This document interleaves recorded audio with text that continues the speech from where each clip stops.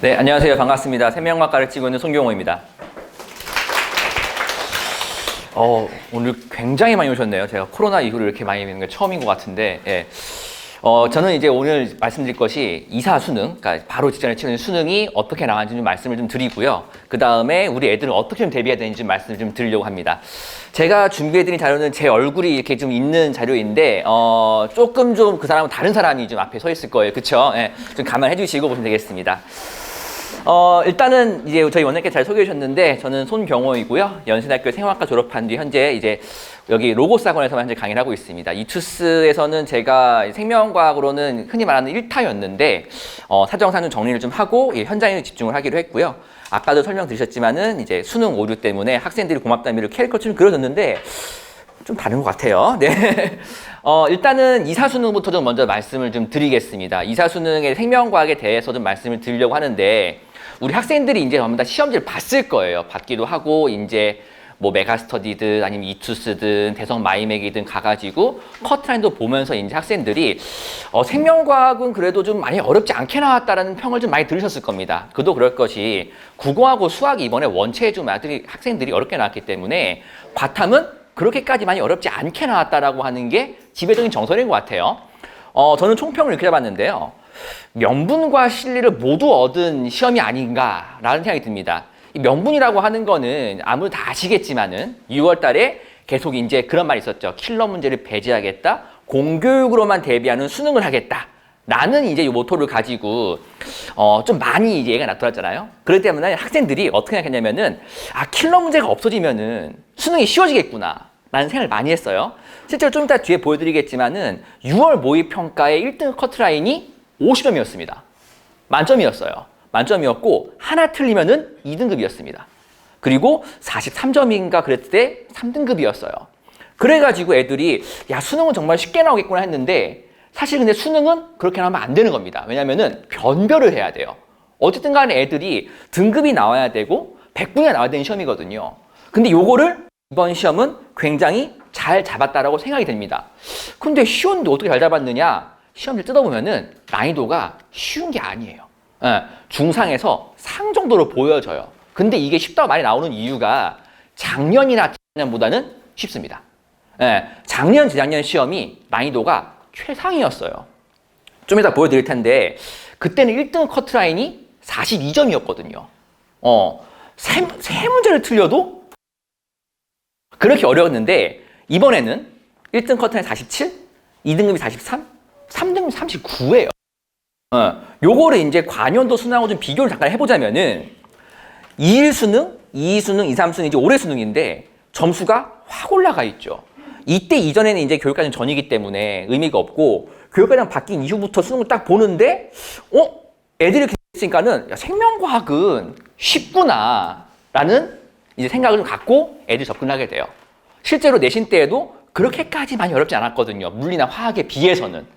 물론 이제 2학기 때 지금 유전을 망한 다음에 생명과학을 꼭 해야 되느냐 이런 이제 그 고민을 하고 있는 친구들이 있는데, 어쩔 수가 없죠. 물리화학을 못 가면은 생명지구과를 해야 되니까. 그래가지고 근데 생명과학 점수가 이래, 할만하겠구나 라는 느낌인데, 조금 좀 말씀을 드리면은 20문항 중에서 개념이 13문항, 추론형이 7문항이에요. 이거는 과탐 중에서 가장 추론형 비율이 높은 과목이 생명과학입니다.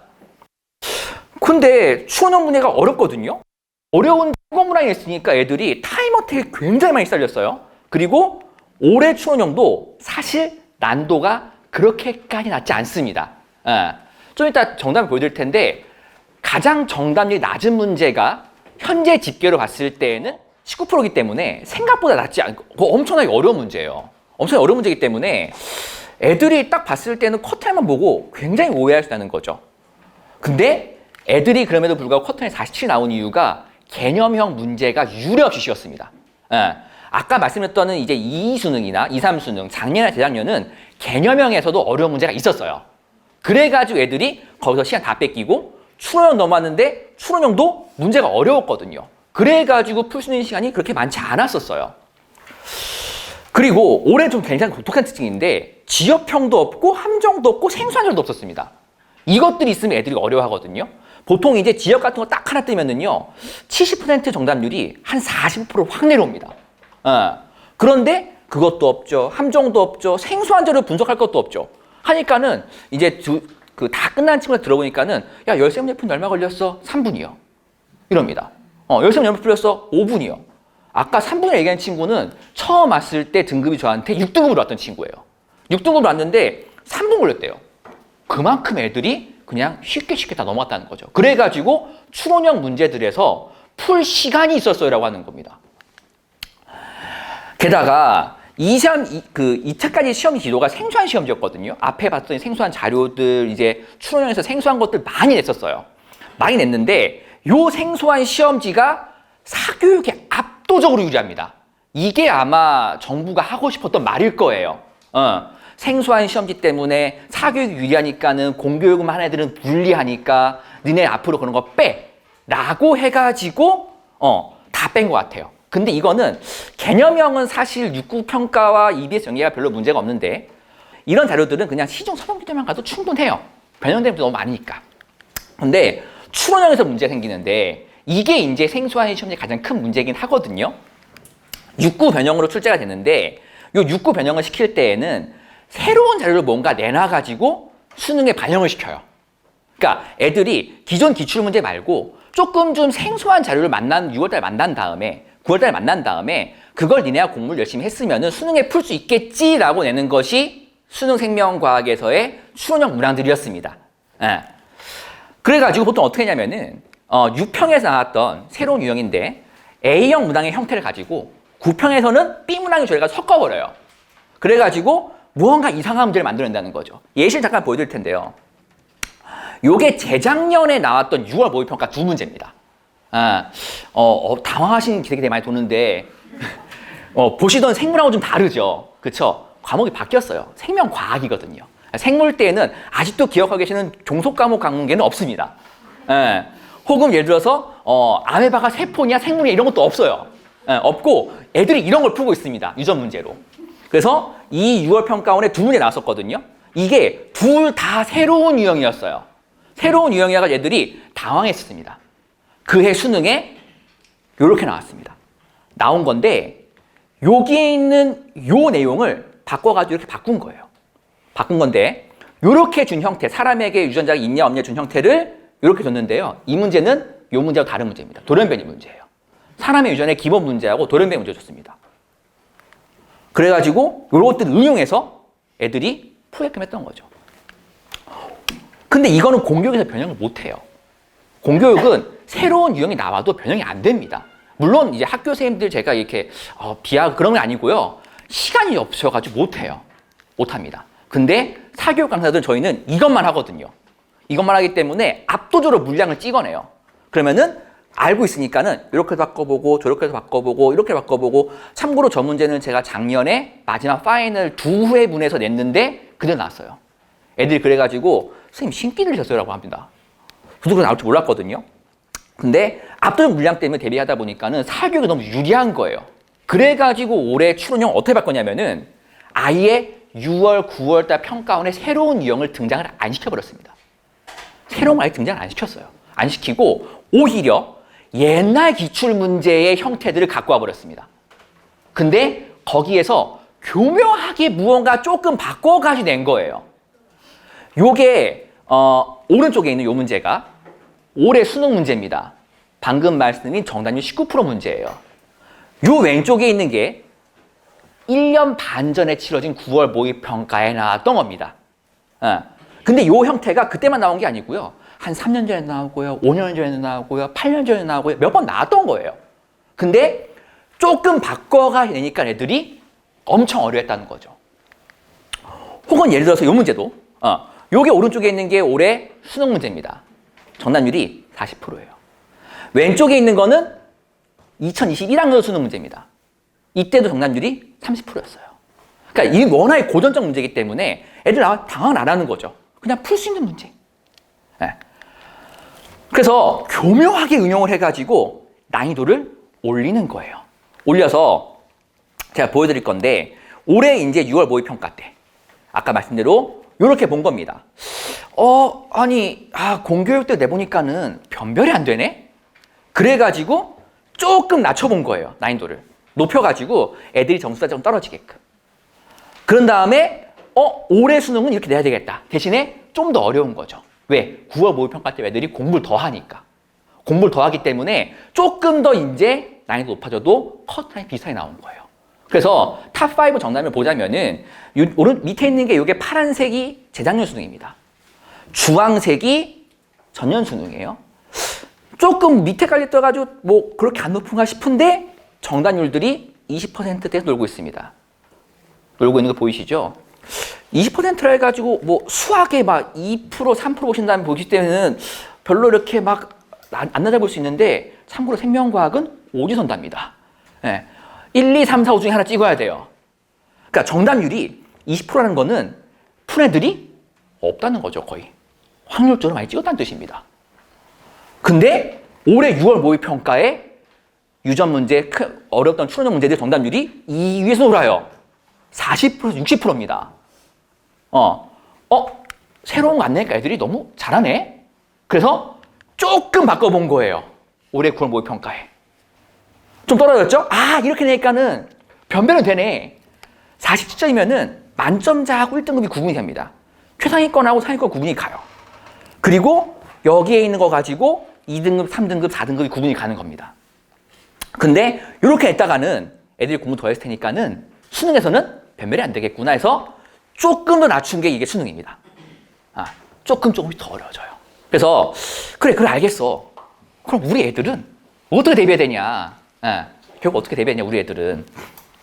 저는 애들이 혼란스러워할 필요가 없어요. 저는 딱 이걸 보고요. 올해 수능 문제 보고 오히려 좋네? 라고 했습니다. 왜냐면은 워낙에 대비가 쉬워졌어요. 워낙에 저는 이미 가지고 있는 걸 응용해가지고 대비를 압도적으로 물량으로 밀어붙일 수 있는 저는 길이 생겨버렸습니다.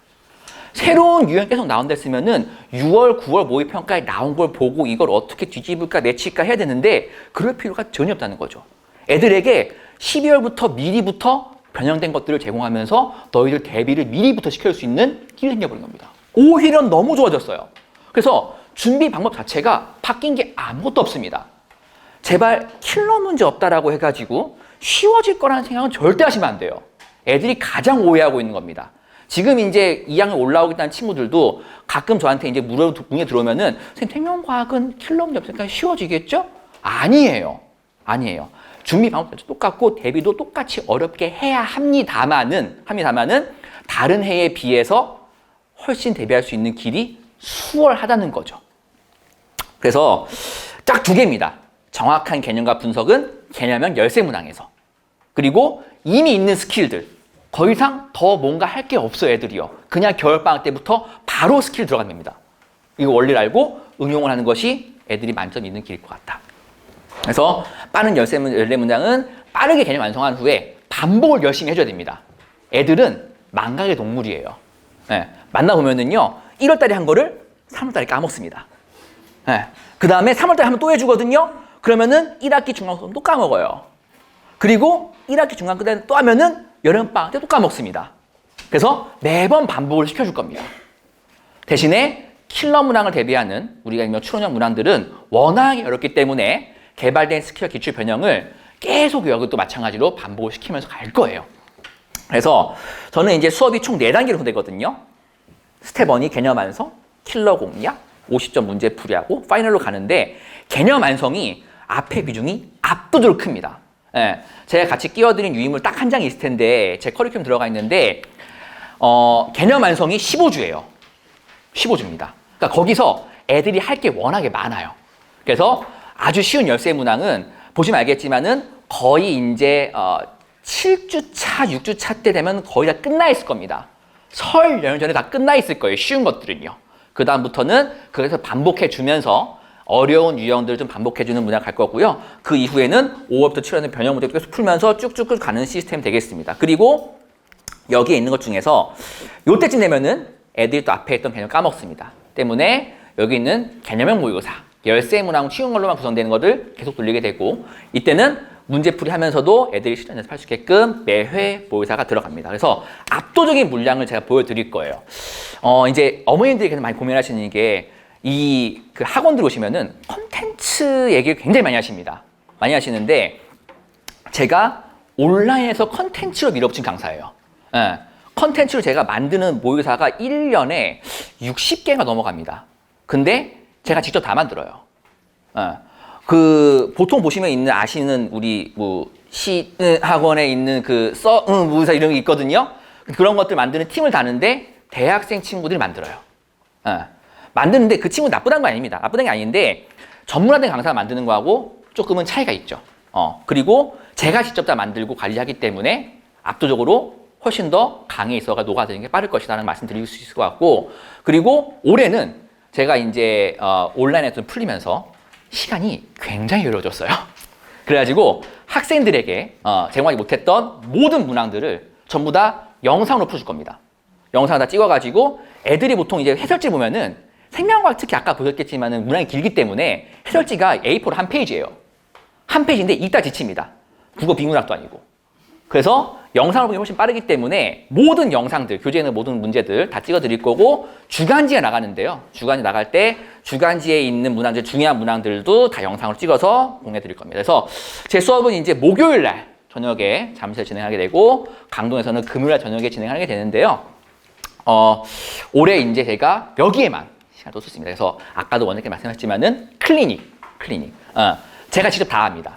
다 해가지고, 물론 우리 조교쌤도 계시지만 우리 조교쌤들은 행정적인 일들만 보통 많이 해요. 그리고 문항에 대한 검수 정도만 많이 하게 되고요. 그래서 엔간한 것들은 제가 전부 다 거의 다 하니까 저만 믿고 따라오시면 생명과학은 후회할 일 없겠다. 반드시 점수를 올려드리겠다는 말씀을 좀 드리겠습니다. 저는 여기까지고요. 다른 또 선생님들 모시도록 하겠습니다. 감사합니다.